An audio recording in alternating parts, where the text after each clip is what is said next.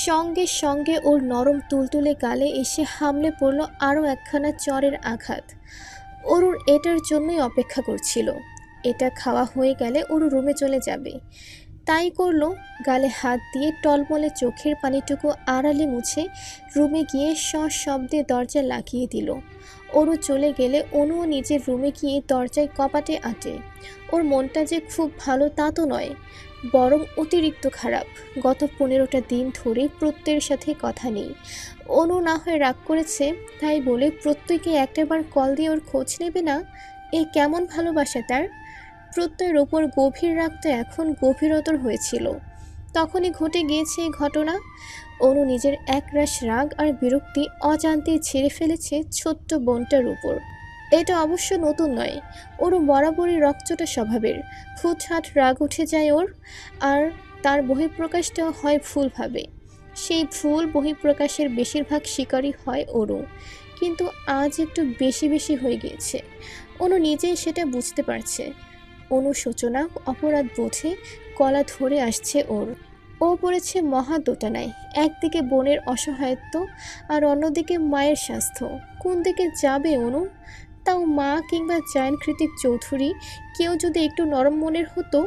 দুজনেই হচ্ছে tit for tat, কেউ কাউকে এক বিন্দু ছাড় দিতে রাজি নয়। ওদিকে এসবের মাঝে পিষে যাচ্ছে ছোট্ট অনুটা। অনুর জন্য এবার সত্যি সত্যি ভেতরটা পুড়তে লাগলো অনুর। অনু যখন ওরকে নিয়ে এক রাশ অনুশোচনায় ডুবে আছে, ঠিক তখনই অযত্নে পড়ে থাকা ফোনটা বেজে ওঠে তার স্বরে। অনু স্ক্রিনে তাকিয়ে দেখতে পাই প্রত্যয়ের নাম্বার। এতগুলো দিন বাদে হঠাৎ প্রত্যয়ের কল পেয়ে অরুর ভেতরে ভেতরে খুশির হিড়িক পড়ে গেল। ও তৎক্ষণাৎ ফোনটা রিসিভ করে কানে ধরে চুপ করে রইল।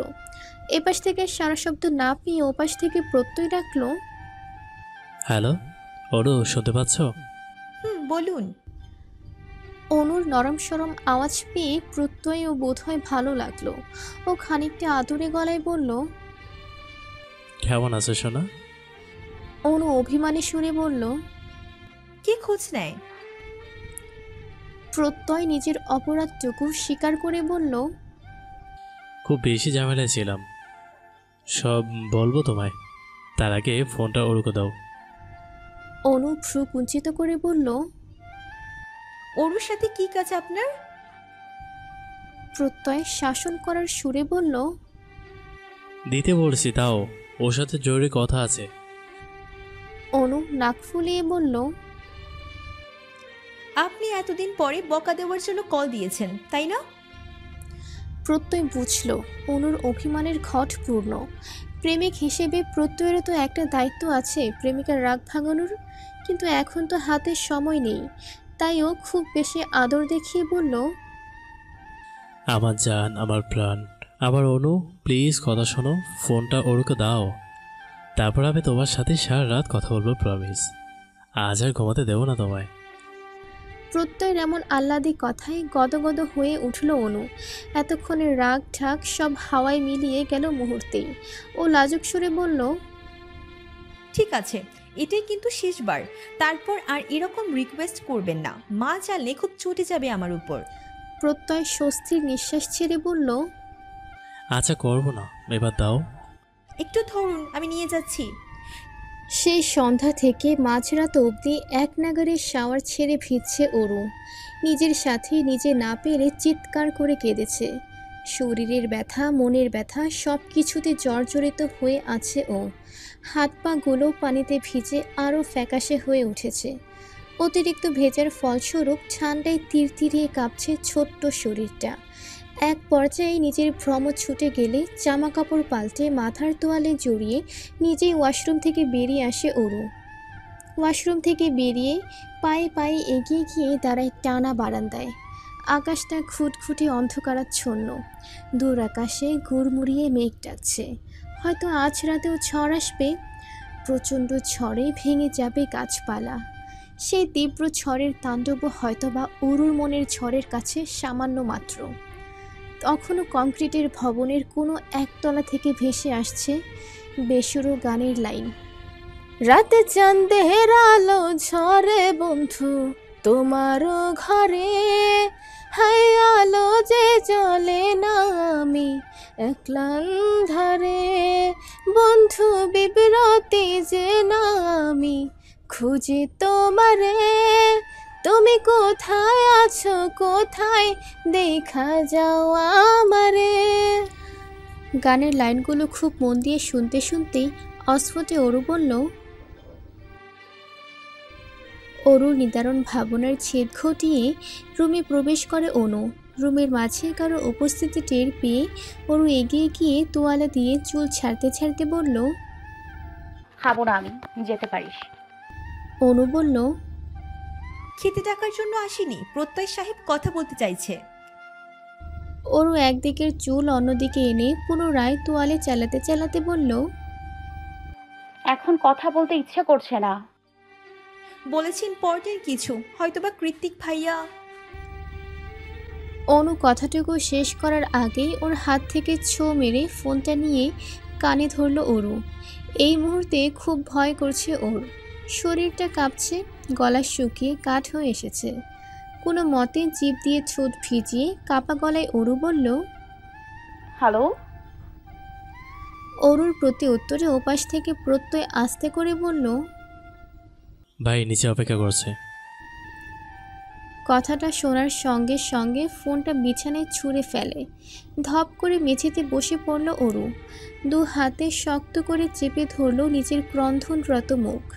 কাঁদতে কাঁদতে ক্রমাগত পা দুটোকে বাচ্চাদের মতো মেঝেতে ছুঁড়তে লাগলো ও। হুট করেই হৃদয়ের ব্যথাটা তর তর করে বেড়ে গিয়েছে। অভিমানের ঝড়ে মস্তিষ্কটা ব্লক হয়ে আছে। আজ আবারও কতগুলো দিন পর পেটের মধ্যে প্রজাপতি উড়ছে। ইচ্ছে তো করছে চিৎকার করে কাঁদতে, কিন্তু তা তো সম্ভব নয়। তাই মেঝেতে বসে দু হাতে মুখ চেপে ধরে চোখের পানি ফেলছে অরু। অরুকে এভাবে কাঁদতে দেখে অনু আর কথা বাড়ায় না। ফোন হাতে নিয়ে চুপচাপ রুম ত্যাগ করে সে। অরু যখন নিচে আসে তখন রাত 12টা কি 1টা। চারিদিকে তীব্র ঝড়ো হাওয়া আর গুড়ি গুড়ি বৃষ্টি মাথায় নিয়েই ভবন থেকে বেরিয়ে আসে অরু। ওর পরনে ফ্রক আর লেগিংস, ভেজা চুলগুলো পাঞ্চ ক্লিপ দিয়ে কোনো মতে আটকানো, মাথার উপর বড় করে ঘোমটা টানা। নিচে এসে কৃতিক কিংবা তার বাইক কোনোটাই দেখতে পেল না অরু। শুনশান নীরব রাস্তায় শুধুমাত্র চোখে পড়ল একটা ব্ল্যাক মার্সিডিজ। অরু জানে এটা কার গাড়ি, তাই ও আর দেরি করলো না, ছুটে চলে গেল গাড়ির সামনে। এতগুলো দিন পর কৃতিককে দেখার উত্তেজনায় হাত পা কাঁপছে ওর, সেই সাথেই হৃদয় ভার হওয়া অভিমান তো আছেই। অরু গাড়ির সামনে এসে দাঁড়াতেই একটানে দরজা খুলে দিল কৃতিক। কৃতিককে দেখে হাঁ করে তাকিয়ে আছে অরু। পরনের অফ হোয়াইট ব্র্যান্ডেড শার্ট আর ওভারসাইজ ব্ল্যাক ডেনিম দুটোই অগোছালো, কপাল জুড়ে আঁটোসাঁটো ব্যান্ডেজ, লম্বা ঘাড় ছুঁই ছুঁই চুলগুলো আরও খানিকটা লম্বা হয়ে কপালে পড়ে আছে। বাম হাতের পিঠে এখনও ক্যানোলা লাগানো। অরু জানে না কৃতিকের কেন এই হাল, তবে কিছুটা আঁচ করতে পেরে ডুকরে কেঁদে উঠে অরু বলল, এখনো বলবেন? মাইনর বাইক অ্যাক্সিডেন্ট, তাই তো? কৃতিক মৃদু হেসে বলল, বেশি না, মাত্র 3 দিন সেন্সলেস ছিলাম। পায়ের ফ্র্যাকচারের কারণে হাঁটতে পারিনি, আজই ব্যান্ডেজ খোলা হয়েছে। আর আমি হাসপাতাল থেকে সোজা তোর কাছে চলে এসেছি। কৃতিকের কথা শুনে অরুর অপরাধ বোধ তুঙ্গে উঠে যায়। ও কত কী না ভেবেছিল এই কয়দিন, অথচ কৃতিক কিনা হসপিটালে শুয়ে শুয়ে মৃত্যুর সাথে পাঞ্জা লড়ছিল। নিজের উপর বড্ড রাগ হলো অরুর। অরুকে কাঁদতে দেখে কৃতিক বিরক্ত হয়ে বলল, ফ্যাচ ফ্যাচ করে কাঁদবি না তো একদম, তোর কান্না বিশ্রী লাগে। আমি কি মরে গেছি? আশ্চর্য। অরু নাক টেনে বলল, লাগলে লাগুক। কৃতিক একটা দীর্ঘ শ্বাস ছেড়ে নরম সুরে বলল, বুকে আয়। কৃতিক কি বলল সেটা শোনার জন্য অরু এবার চোখ তুলে তাকালো।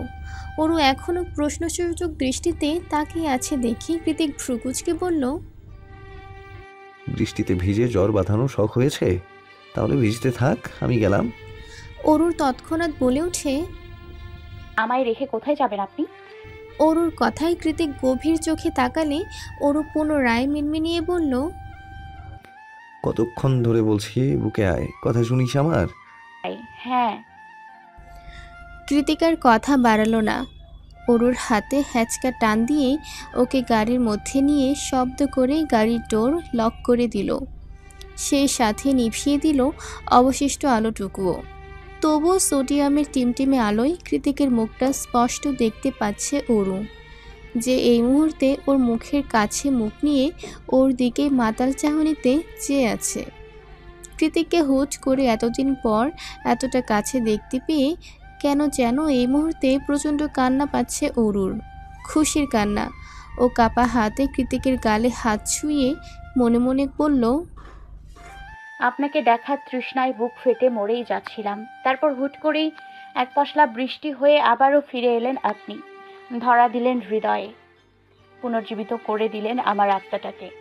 এই কোন মায়ায় বাধা পড়েছি আমি? অরু চুপচাপ কৃতিকের গালে হাত রেখে চোখের জল ফেলছে দেখে কৃতিক হিসিয়ে বলল, আই মিসড ইউ বেবি। তোর কি একবারও মনে পড়েনি আমাকে? অরু কি উত্তর দেবে ঠিক বুঝে উঠতে পারল না, তাই উল্টো প্রশ্ন করে বলল, আপনি ঠিক আছেন? হাতে এখানে ক্যানোলা লাগানো কেন? কৃতিক নিজের হাতের দিকে তাকিয়ে বলল, ডিসচার্জ করার আগেই বেরিয়ে এসেছি তো, তাই খোলা হয়নি। অরু পটু গিন্নির মতো করে ওকে শাসিয়ে বলল, এটা কি ঠিক হলো? আপনি এখনো ইনজুর্ড। কৃতিক অরুর গলায় নাক খুঁজতে খুঁজতে বলল, তোর কাছে ফিরে এসেছি, এবার ঠিক হয়ে যাব। অরু চোখ দুটো বুজে কাপা গলায় বলল, আমি ভেবেছিলাম আপনি আর আসবেন না। কৃতিক অরুর ওড়নাটা সরিয়ে ওর লম্বা চুলগুলো একটানে খুলে দিয়ে চুলের সুঘ্রাণে মুখ ডুবাতে ডুবাতে বলল, তোকে ছাড়া বাঁচতে পারলে তো। কৃতিকের কথায় অরু মৃদু হাসে। তীব্র ঝড়ের শেষে প্রকৃতি যেমন পুরোপুরি শান্ত হয়ে যায়, ওর হৃদয়টাও এখন এই মুহূর্তে পুরোপুরি শান্ত। বাইরে বৃষ্টি ছাপিয়ে ঝড় শুরু হয়েছে, ক্ষণে ক্ষণে গর্জে উঠছে আকাশ। এমন ঝড়ো হাওয়ার মধ্যে গাড়িতে বসে থাকতে ভয় করছে অরুর, অথচ কৃতিক সেই যে গলায় মুখ ডুবিয়েছে এখনও ছাড়েনি। ওর এখন ব্যথায় জর্জরিত হয়ে চোখ বুজে সহ্য করছে সব কিছু। এক পর্যায়ে গগন কাঁপানো আওয়াজে ফুট করে বাজ পড়ল ধরণীতে। সঙ্গে সঙ্গে অরু ঘুরে এসে কৃতিককে জড়িয়ে ধরল শক্ত করে। অরু জড়িয়ে ধরাতে এতক্ষণে কৃতিক পার্থক্যটা বুঝতে পারল। অরু শুকিয়ে গিয়েছে অনেকটা, শরীরটা এইটুকুনি হয়ে গিয়েছে। কৃতিক এবার ভ্রুকুঞ্চিত করে অরুকে নিজের থেকে ছাড়িয়ে চোয়াল শক্ত করে বলল, এভাবে শুকিয়ে গিয়েছিস কেন? কি হয়েছে এই কদিনে তোর সাথে? কৃতিকের কথায় অরু মাথা নিচু করে ঠোঁট উল্টে ফুপিয়ে উঠল। অভিমানী কান্নায় ভেঙে পড়ে অস্পষ্ট সুরে বলল, কি হয়েছে সেটা তো আপনি ভালো বলতে পারবেন। সেদিন কি সব কঠিন কথা বলে কোথায় যেন হারিয়ে গেলেন, আর এলেন না। দিন যায় রাত যায়, আপনি আর আসেন না। আমি তো ভেবেছি আপনি আমাকে শাস্তি দেওয়ার জন্য লুকিয়ে আছেন কোথাও। আমার বুঝি কষ্ট হয়নি? অরুর কথায় কৃতিক যেন আকাশ থেকে পড়ল। ও অরুর গাল দুটো হাতে চেপে ধরে চোয়াল শক্ত করে বলল, মাত্র কয়েকটা দিন আমি আসিনি বলে তুই খাওয়া বন্ধ করে দিবি? এটা কেমন কথা? আমাকে কি তোর এতটাই লেম মনে হয়?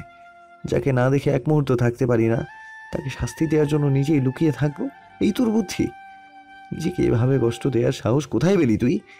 মাত্র 15 দিনে ফুলে গেলি। শরীরটা তোর হলেও আত্মাটা আমার।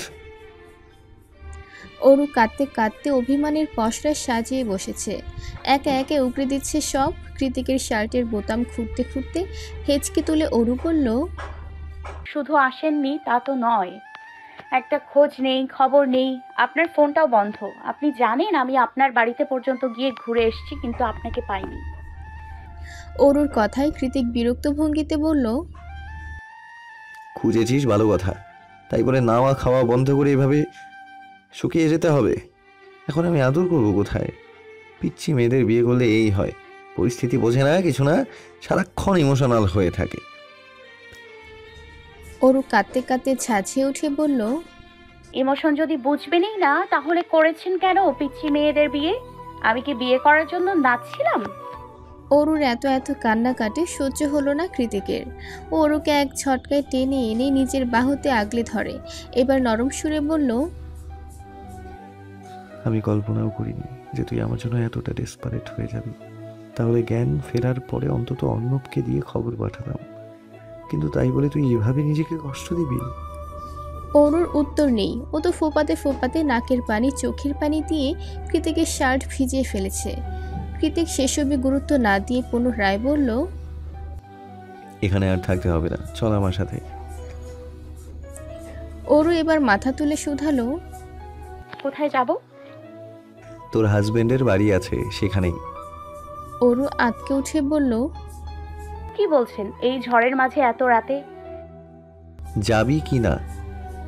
অরু কিছু বলছে না দেখে কৃতিক গাড়ি স্টার্ট দিতে দিতে বলল, আমিও বা তোকে কেন জিজ্ঞেস করছি অযথা?